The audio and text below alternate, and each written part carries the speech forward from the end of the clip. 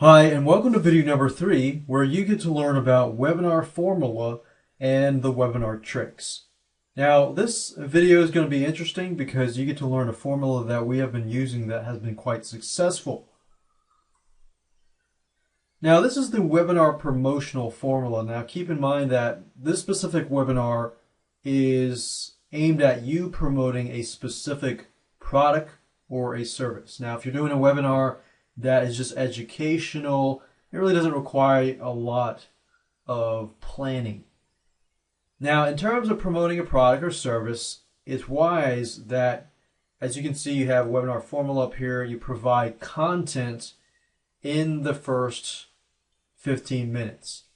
And so depending on if you're running a 60-minute webinar or a 90-minute webinar, if that's the case, all you have to do is split it up into 4 different parts, have the content first, have a pitch, provide the content again, and then pitch your product or service again. Now, when you do the content in the beginning, the whole goal is to grab people in to your webinar. You don't want to do any promoting or any pitching in the beginning of the video or make it sound like you're about to pitch. Otherwise, people are going to leave because most people do not want to be sold to. So as you can see, a 60-minute promotional webinar, about the 15 minutes you're providing content, the next 15 minutes you provide a pitch. And the way you pitch your product, you don't necessarily say buy now. You can say something like, check this product out. You know, this is the product that I use. This is what the product can do. And this is why I use my product. Because it saves me time, it saves me this and that, and so forth. If you can show people what you have and it helps you save time, save money, or so forth, they're going to want that same product for themselves. They're going to ask you, how can I get access to the product? But instead of telling them where to get the product, you go ahead and you go talk about content. You talk about more content. You know, how is this beneficial to you and other people? And then after that, you can have a call to action. You can then pitch again. But the last 15 minutes or last amount of minutes when you do the pitch again, you need to stress on it a little more. You need to pitch it in a way so that there is a sense of urgency. Maybe you have a limited time offer. Maybe you say, okay, I normally sell this product for $497. The first 10 people that buy from me, you get for half off. And you're only going to get it for the next hour or so. And this is how to do it. So you do content, then you do a pitch, but don't pitch too much. Don't be salesy. Then provide more content. But then at the end, that's when you can pitch it in a more, sellable fashion. But at the same time, I found that if you don't sell, you don't say, hey, buy this product. You say, hey, this is how you get this product. I know I use it. It saves me time. It speeds the process up. And this is how it benefits you. You can say for the next 10 minutes or for the next half an hour, I'll give it to you for half off or 75% off or whatever percent that you want to do. So that's the whole idea right there. Now, in terms of a webinar classroom formula, as you can see here, it's very, very similar and very, very simple. Because in this case, all you have to do is provide the content and then a call to action. So you're not necessarily selling anything because you've already sold something. But if you're using this to sell another product, then you can say, hey, here's the content.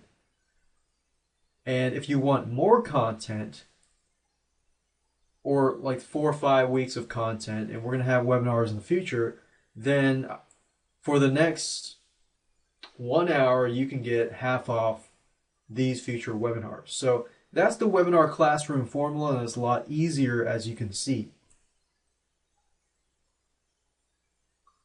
So as we saw earlier, we have the 60-minute promotional webinar. This is actually the 60-minute webinar classroom. So as you can see here, most of it is content. In the last 15 minutes, you have a call to action. Now, part of this video, I showed you the formula. Now what I want to do is show you some tips and tricks that you can use to improve and create a highly effective webinar. Now, before you create your highly effective webinar, in order to achieve a highly effective webinar, you need to conduct a survey beforehand. If you don't conduct a survey beforehand, then you will not be able to get enough data as to what people want. Now, one software that I would recommend that you use is called Instant Form Pro. And you can find it by going to instantformpro.com. In fact, when I show you how to create your webinar, I'm going to show you step by step on how to create a survey that you can conduct beforehand. I love this software because I can create surveys on the fly and I can get the data that I need fairly quickly. And I've tried tons and tons of different survey softwares, and this is one of the few softwares that have been great. Now let's talk about webinar do-nots. Things that you should not do. You should not add too many graphics and effects.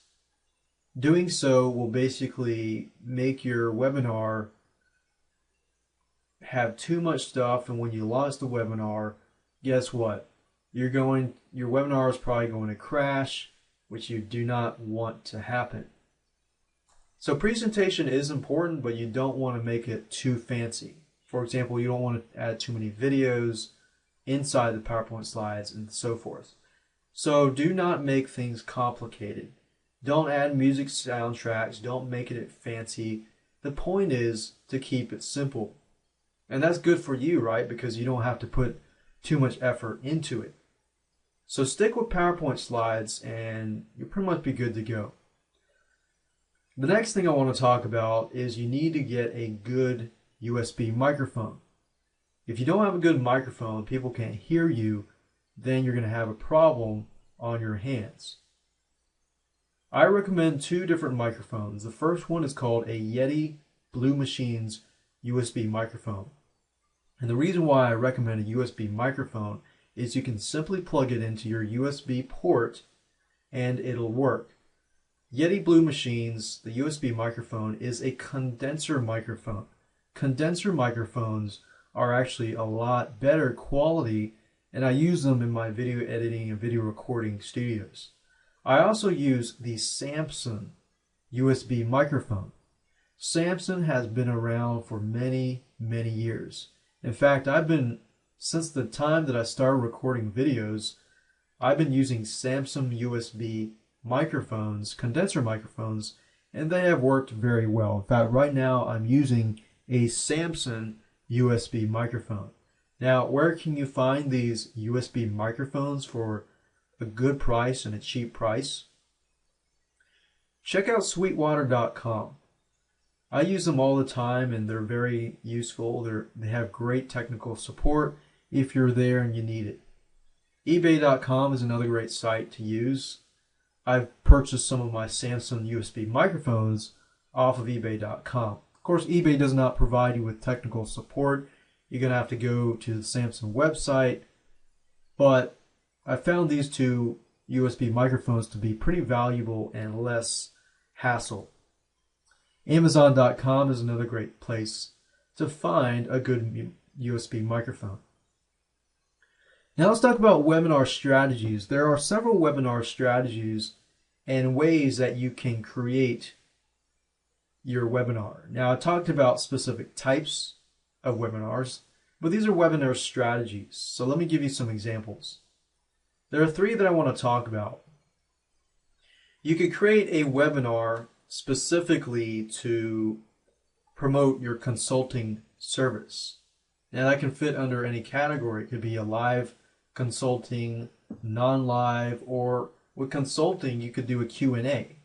You could, let's say you normally charge $250 an hour, but you could advertise that and say, hey, for 2 hours, I will answer any questions that you have.